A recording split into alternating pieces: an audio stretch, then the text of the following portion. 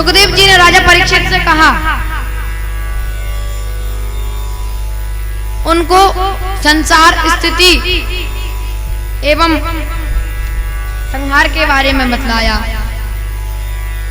कि ब्रह्मा जी ने सृष्टि कैसे रची।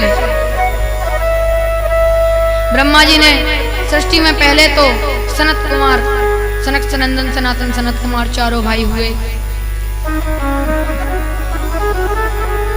फिर उन्होंने उनसे सृष्टि रचने की कही तो हरि शरणम हरि शरणम हरि शरणम करने लगे। तो ब्रह्मा जी को क्रोध आया। उन्होंने कहा, सृष्टि रचो। हरि शरणम करते करते हम सृष्टि नहीं रचेंगे, हम तो भगवान की तपस्या करेंगे, इस प्रकार कहा। ब्रह्मा जी ने कहा, चलो तो ठीक है। तो सनत कुमारों ने कहा कि हमें वरदान दीजिए कि हम 10-10 वर्ष के बालक ही रहें। इस प्रकार वरदान मांगा और वहां से हरि शरणम करते करते चले गए। तो इनको क्रोध आया ब्रह्मा जी को, पहले ही जब सुन नहीं रहे हैं तो इनको क्रोध आया।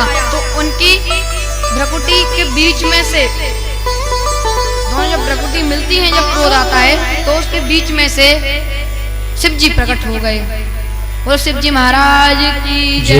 भोलेनाथ जब प्रकट हो गए तो ब्रह्मा जी ने उनसे सृष्टि रचने की कहा। तो अब उन्होंने मान ली बात और सृष्टि रचने लगे। सृष्टि कैसी रची? कहीं सांप बिच्छू सृष्टि अच्छी रच के ब्रह्मा जी के पास चले गए, हो गई सृष्टि। अब ब्रह्मा जी ने पूछा कि कैसी सृष्टि रची है, चलो आप दिखाते हैं आपको। एक कमरे में ले गए, वहां पर जब ले गए तो ब्रह्मा जी देखकर बहरा गए, डर गए कि इतनी खतरनाक सृष्टि, कोई मुखहीन विपुल मुख काहू, किसी के मुख नहीं है तो किसी के हजारों मुख हैं, किसी के हाथ नहीं है तो किसी के हजारों हाथ हैं, किसी की आंखें नहीं हैं, किसी का सर नहीं है, पिशाचनी, भूत प्रेत, सांप बिच्छू, छिपकली इत्यादि जैसी सृष्टि रची। ब्रह्मा जी कहने लगे, अरे बाहर निकालो, बाहर निकालो। सृष्टि रची, ऐसी सृष्टि रचते हैं। कहा, जाओ तुम अभी समाधि में लग जाओ, तपस्या करो। शिव जी वहां से चले गए हैं। अब इन्होंने, ब्रह्मा जी ने सोचा कि और देखते हैं और आगे क्या है। तो ब्रह्मा जी के 10 मानस पुत्र हुए हैं, मरीचि, अत्रि, अंगिरा, भृगु, पुलस्त्य, पुलह, क्रतु, वशिष्ठ, दक्ष और 10वें हुए हैं श्री नारद जी महाराज। इनके 10 पुत्र हुए हैं, परंतु किसी ने भी सृष्टि नहीं रची। सबसे कहा, किसी ने नहीं रची, सब हरि शरणम करने लगे। किसी ने भी सृष्टि नहीं रची। तो ब्रह्मा जी को क्रोध आया और क्रोधावेश में आकर उनके शरीर के 2 भाग हो गए। उनके शरीर में से 2 भाग निकले, दोनों तरफ से, एक स्त्री इस तरफ से और इस तरफ से पुरुष, दोनों तरफ से स्त्री पुरुष निकल आए। स्त्री पुरुष का जोड़ा निकला, जिससे कि पुरुष का नाम मनु रखा और स्त्री का नाम शत्रुपा, मनु शत्रुपा। इनसे सृष्टि रचने की कही। अब क्या हुआ, एक बार अब ये भी सृष्टि रचने की कही। अब ये पूछें कि ठीक है सृष्टि रच देंगे, परंतु कहां से रचें? कहीं पे तो जगह मिल ही नहीं रही है, कहां से रचें? अब यहाँ पर कथा आती है हिरण्याक्ष की। कहा कि एक बार सनत कुमार भगवान के दर्शन करने के लिए गए बैकुंठ धाम। तो तभी वहां पर जय विजय भगवान के द्वारपालों ने उन्हें रोक दिया। कहा कि भगवान अभी विश्राम कर रहे हैं, अभी आप अंदर नहीं जा सकते।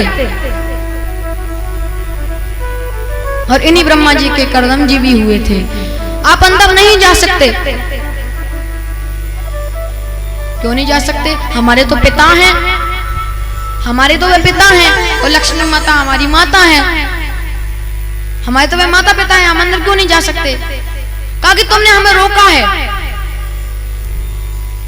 सनत कुमारों ने कहा तो तुमने हमारा अपमान किया है, हमें अंदर नहीं जाने दिया है, इसलिए हम तुम्हें श्राप देते हैं, जाओ तुम 3 जन्म के लिए, दोनों के दोनों 3 जन्म के लिए राक्षस बन जाओ।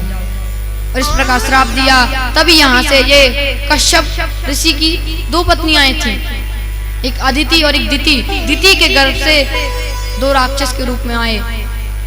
पहले का नाम हिरण्याक्ष और दूसरे का हिरण्यकश्यप। दोनों बड़े ही दुष्ट प्रवृत्ति के थे। अब क्या हुआ, ये हिरण्याक्ष था, ये बड़ा ही दुष्ट था, देवताओं से स्वर्ग छीनने लगा। तभी देवताओं को परेशान करने लगे। तभी देवता यहाँ से दौड़े दौड़े ब्रह्मा जी के पास आए और मनुष्य रूपा तो वहां पर थे ही और पूछ रहे थे कि सृष्टि कैसे रचे। तभी वहां पर देवता आ जाते हैं और कहते हैं कि हमें बचाइए, हमें बचाइए। इस प्रकार उनसे कहने लगते हैं। तो सभी देवता गंभीर होकर जब आते हैं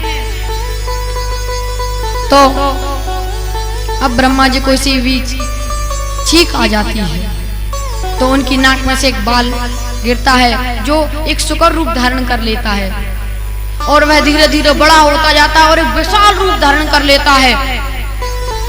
बोलो बराह भगवान की जय। बराह भगवान प्रकट हो गए। अब यहाँ से सीधे रसातल में गए, जहां पर अपने नाखूनों से क्षीर सागर को चीरते हुए रसातल में गए। वहां पर जाकर के देखा कि पृथ्वी को हिरण्याक्ष ले गया था। अब हिरण्याक्ष घूम रहा है, वह पृथ्वी को अपना तकिया बनाकर सोता है। अब घूम रहा है। तभी अब यहाँ से जो हिरण्याक्ष था वह वहां पर नहीं मिला। हिरण्याक्ष घूम रहा था तो उसे नारद जी मिल जाते हैं। नारद जी से कहता है आ जाओ, बड़े दिनों से 2-2 हाथ नहीं हुए हैं, आ जाओ हम दोनों के 2-2 हाथ हो जाएं। बड़े दिनों से मेरी खुजलाहट नहीं मिटी है, बड़े दिनों से युद्ध नहीं किया, आज युद्ध हो जाए। नारद जी बेचारे भोले वाले कहने लगे अरे अरे भैया, हम युद्ध करने के लिए नहीं हैं, ये आप हमारे हाथों में वीणा देख रहे हैं, ये बस बजाने के लिए हैं, 2-2 हाथ करने के लिए नहीं है। कहा कि अरे यार तुम तो ऐसे निकले, और वहां से आगे निकल गया।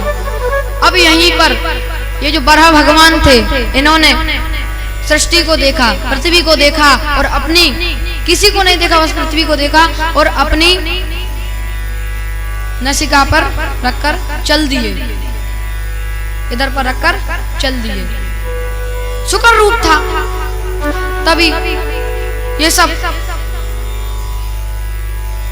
हिरण्याक्ष ने देखा और कहा अरे भाई तुम कहां ले जा रहे हो, मेरे तकिए को कहां ले जा रहे हो, इसे तो मैं अपने सिर के नीचे रखकर सोता हूं, छोड़ दो छोड़ दो।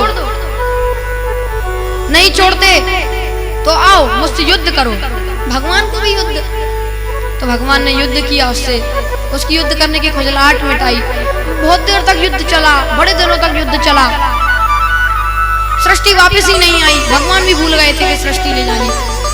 तो भगवान ने अंततः में एक मुष्टि का प्रहार किया और तभी वहां पर उसका श्री कृष्णाय नमः हो गया, उसका उद्धार हो गया। और यहाँ से बराह भगवान सृष्टि को लेकर आए हैं, रसातल से लेकर आए और पृथ्वी को उसकी जगह पर रखा है, उसका वध कर दिया है, उसको उसकी जगह पर रखा है। और मनु शत्रुपा के, यहाँ पर मनु शत्रुपा ने सृष्टि रची है